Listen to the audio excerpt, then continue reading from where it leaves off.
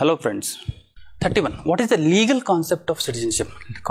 Citizenship ಬಗ್ಗೆ legal concept ಅಂದ್ರೆ so nothing but what holding a national citizens and you enjoy the rights of the citizens and you also enjoy the right to vote, right paying tax, okay, contesting election, so all these things, okay.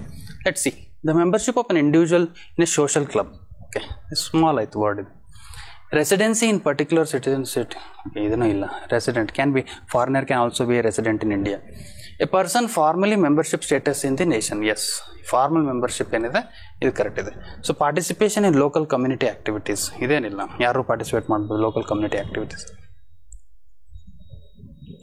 What is the significance of birth right citizenship? Birth right ಅಂದರೆ ಹುಟ್ಟುವಿಕೆಯಿಂದ ಸಿಗುವಂತಹ citizenship. Okay, so ನಾನು ಭಾರತ ದೇಶದಲ್ಲಿ ಹುಟ್ಟಿದ್ದೀನಿ, so ಹಾಗಾಗಿ irrespective of my parents where they have born, but if I am born in land on India, so don't link it to the present citizenship concept ಅಂದ್ರೆ like ಇಲ್ಲಿ, but citizenship meaning ಅಲ್ಲಿ ಇದನ್ನ consider ಮಾಡಿ ಅಷ್ಟೇ. Okay, so ಅದಕ್ಕೆ ನಾನು ಹೇಳೋದು most appropriate answer ಯಾವುದಿದೆ ಅಂತ ಫೈಂಡ್ ಮಾಡಬೇಕು. The citizenship acquired through birth place regardlessly of the parents nationality. Okay, ಇದು ಕರೆಕ್ಟ್ ಆಗುತ್ತಾ? 100%.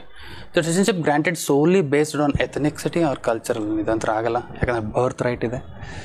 Citizenship obtained through a rigorous naturalisation process, ಅದಂತರ ಇಲ್ವೇ ಅಲ್ಲ birth. Citizenship automatically conferred upon reaching certain age, ಇದೂ ಇಲ್ಲ. ಸೊ ಹಾಗಾಗಿ answer is How does dual citizenship differs from multiple citizenship? See, the concept of dual and multiple almost near. Dual ಅಂತಂದ್ರೆ ಏನು, ಎರಡು citizenship. Multiple ಅಂದರೆ more than two. So ಇದರಲ್ಲಿ ಏನಾಗುತ್ತೆ ಅಂತಂದರೆ, so some of the states have allowed for more than two citizenship with affiliations. Okay, they may not be having the complete rights. Okay, rights or right to vote, right to contest ಎಲ್ಲಾನು ಇರಲಿಕ್ಕಿಲ್ಲ. But dual citizenship Bharat ದೇಶ allow ಮಾಡೋಕ್ಕಾಗಲ್ಲ, allow ಮಾಡ್ತಾ ಇಲ್ಲ. Okay, if you are holding any citizenship other than the Indian citizenship, then your citizenship will be dissolved, right? So that is terminated. Okay, so under the Passport Act of 1967, so under the Passport Act of 1967 early we have the power, someone is holding the dual citizenship of India as well as some other country, then Indian citizenship will be terminated at soon he acquires the other citizenship of the other country. Okay, so dual citizenship allows the individual to be a citizen of two or more two countries simultaneously, while multiple citizenship permits the affiliation with more than two countries. Yes, this is the right answer. So rest all are wrong. Which of the following are federal feature of the constitution? Federal feature ಯಾವ್ಯಾವ ಇದಾವೆ constitution? Simple question ಇದೆ. Federal features ಯಾವುದು, unitary features ಯಾವುದು? Okay, ಇದನ್ನೆಲ್ಲ common questions, ಇದು common ಓದಲೇಬೇಕು, ಎಲ್ಲ ಎಕ್ಸಾಮಿನೇಷನಲ್ಲಿ ಕೇಳ್ತಾರೆ. ಫೆಡ್ರಲ್ ಫೀಚರ್ಸ್ ಯಾವುದು? ಡಿವಿಷನ್ ಆಫ್ ಪವರ್, ಹೌದು. Okay, that is union list, state list ಮತ್ತು ಕನ್ಕರೆಂಟ್ ಲಿಸ್ಟ್. ಸೊ ಇದು ಡಿವಿಷನ್ ಆಫ್ ಪವರ್ ಇದೆ, ಹಾಗಾಗಿ ಇದು federal list correct. Written constitution, ಹೌದು, ಭಾರತ ದೇಶದಲ್ಲಿ ರಿಟರ್ನ್ ಕಾನ್ಸ್ಟಿಟ್ಯೂಷನ್ ಇರೋದ್ರಿಂದನೇ federalism has been protected. Unwritten constitution ಇದ್ದರೆ ಯಾವಾಗ ಸೆಂಟ್ರಲ್ ಗೌರ್ಮೆಂಟ್ ಬೇಕೋ ಅದನ್ನು ಅಮೆಂಡ್ ಮಾಡಿ, ಯಾವಾಗ ಕಾನೂನುಗಳನ್ನು ಚೇಂಜ್ ಮಾಡಿಕೊಂಡು ಮತ್ತೆ ಸ್ಟೇಟ್ ಪವರ್ಸನ್ನು ಸೆಂಟ್ರಲ್ ಗೌರ್ಮೆಂಟ್ ತೊಗೋಬೋದಾಗಿತ್ತು. ಸೊ ರಿಟರ್ನ್ ಕಾನ್ಸ್ಟಿಟ್ಯೂಷನ್ ಇರೋದ್ರಿಂದ ಅಷ್ಟು ಸುಲಭ ಅಲ್ಲ ಸ್ಟೇಟ್ ಪವರ್ಸನ್ನು ಸೆಂಟ್ರಲ್ ತೊಗೊಳ್ಳೋದು. Best example is G S T ತರಬೇಕಾದ್ರೆ ಸರ್ಕಾರ ಎಷ್ಟು ಒದ್ದಾಡ್ತು central government. Why? Because they have to take the permission of the states. Okay, when the constitutions are being amended, okay, with respect to federal provisions, that is with respect to state list, okay, or concurrent list, then they have to be ratified by the half of the states. Okay, means out of 28 states, 14 states have to ratify that amendment, then only that will come into the effect, or else it will not come into the effect. So in that perspective, okay, written constitution holds very much importance. Supremacy of the constitution, obviously, so the in India, which is the supreme law of the land? The constitution of India is the supreme law of the land, and that is more important. Rigidity of the constitution, another ಹೇಳಿದೆ. Rigidity of the constitution ಅಂದ್ರೆ some of the provisions of the constitution cannot be amended so easily. Okay, But though Article 3 gives the power to the center to create or abolish or to alter the boundaries of the state or to create a new state among the existing state, ಹೊಸ ರಾಜ್ಯವನ್ನು create ಮಾಡ್ಬೋದು. ಅಂದರೆ ಆಂಧ್ರ ಪ್ರದೇಶದಿಂದ ತೆಲಂಗಾಣ ಮತ್ತು ಆಂಧ್ರ ಪ್ರದೇಶ ಅಂತ ಮಾಡ್ಬೋದು. ಅದು ಕೇಂದ್ರದ ಕೈಯಲ್ಲಿದೆ ಸಿಂಪಲ್ ಮೆಜಾರಿಟಿಯಿಂದ. But there are certain provisions of the constitution. If you are amending or taking the powers of the central government taking the powers of the state government under the state list or concurrent list, at that point of time you need to be very cautious. Because you need to take the permission of the states, that is half of the states.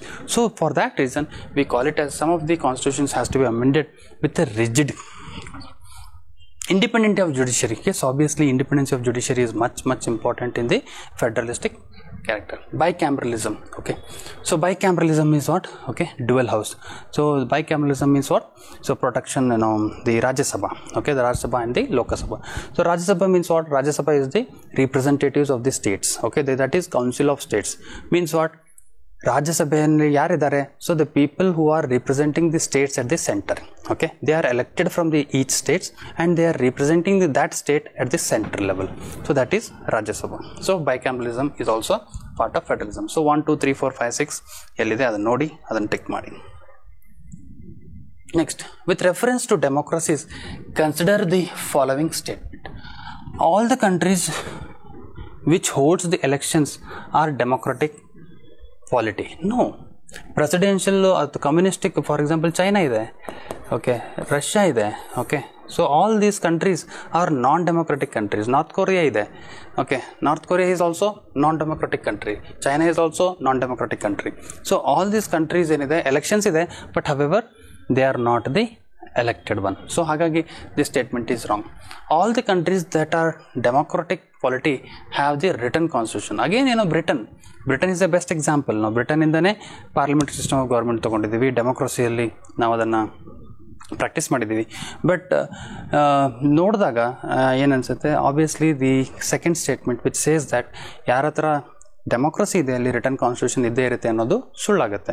Okay, the written constitution is not available in many countries. Okay, ಭಾಳಷ್ಟು ಕಂಟ್ರೀಸಲ್ಲಿ written constitution ಇಲ್ಲವೇ ಇಲ್ಲ. So statement 2, 1 and 2 are wrong. So neither it is. 36. Which of the following situations can be considered proper for the imposition of president rule in the state? Okay, ಯಾವುದು proper? President rule ಇಂಪೋಸಿಷನ್ಗೋಸ್ಕರ president rule ಅಂದರೆ article number ಯಾವುದು? 356. Okay, that is article 356. ಸೊ ಹೇಗೆ article 356 impose ಮಾಡೋಕ್ಕೆ ಏನೇನು rules ಇದೆ? So mal administration in the state, yes, the administration is not running according to the provisions of the constitution. At that point of time, president rule can be imposed. Article 356 ಅನ್ನು impose ಮಾಡಬೇಕಾದ್ರೆ there are two things. One is article 355 and another article 365. So article 355 ಏನು ಹೇಳುತ್ತೆ? It is the responsibility of the union government to protect the states from external aggression as well as internal disturbance. So it is the responsibility of the union government. Means if there is a war, aggression, external aggression ಇದ್ದಾಗ immediately president ರೂಲನ್ನು ಎಮರ್ಜೆನ್ಸಿಯನ್ನು impose ಮಾಡಿ it has to take the powers of the ಇದು state government. As well as it is the responsibility of the state to protect the states. If there is an internal disturbance within the state, law and order has been not proper, at that point of time the center should take the control of the state and protect the state from such incidents. And article 365 ಏನು ಹೇಳುತ್ತೆ?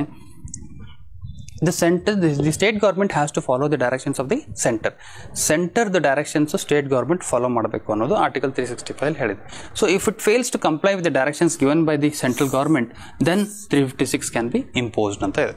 Okay, so ಇದನ್ನು ಯಾವ ಥರ use ಮಾಡ್ಬೋದು? ಮಾಲ್ ಅಡ್ಮಿನಿಸ್ಟ್ರೇಷನ್ನು, ಕರಪ್ಷನ್ನು, horse trading, all these things can be taken under the consideration of for the imposition of the president rule. Okay, provided they have the enough material to prove it. Because after the Bommai case, okay, that is 1994 ಅಲ್ಲಿ Bommai case ಏನಿದೆ, that is with respect to article 356 ಇರೋದ್ರಿಂದ imposition of article 356 arbitrarily is completely restricted. Why? Because again in 2017 Arunachal ಪ್ರದೇಶಲ್ಲಿ 356 ಅನ್ನ governor impose ಮಾಡಿದಾಗ again the then government of Arunachal Pradesh went to the court, Supreme Court ಗೆ ಹೋದಾಗ Supreme Court clearly said that, okay, so there was no relevant material which proves that the 356 has to be imposed in the Arunachal Pradesh. Relevant material proper ಆಗಿಲ್ಲ.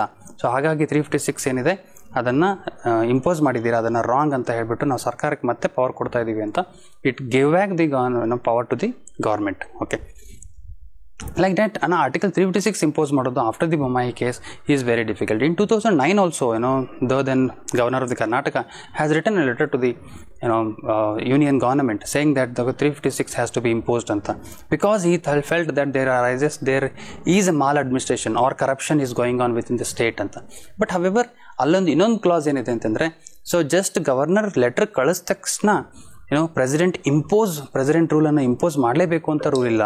The president has to consider it, evaluate it. If he feels that is there arise a situation where in which the president rule has to be imposed ಅಂತ ಬಂದರೆ ಮಾತ್ರ ಅಲ್ಲಿ president ರೂಲನ್ನು impose ಮಾಡ್ಬೋದು. ಇಲ್ಲ ಅಂದರೆ president rule impose ಮಾಡಲೇಬೇಕು ಅಂತ rule ಇಲ್ಲ on governors letter by the president. Okay, right. So maladministration is right answer. A government is deliberately acting against the constitution. Yes, constitution against hodre tappagutte. The constitutional directions of the center is disregarded by the state government. Yes, 3. So hagagi 1 2 3 is the right answer.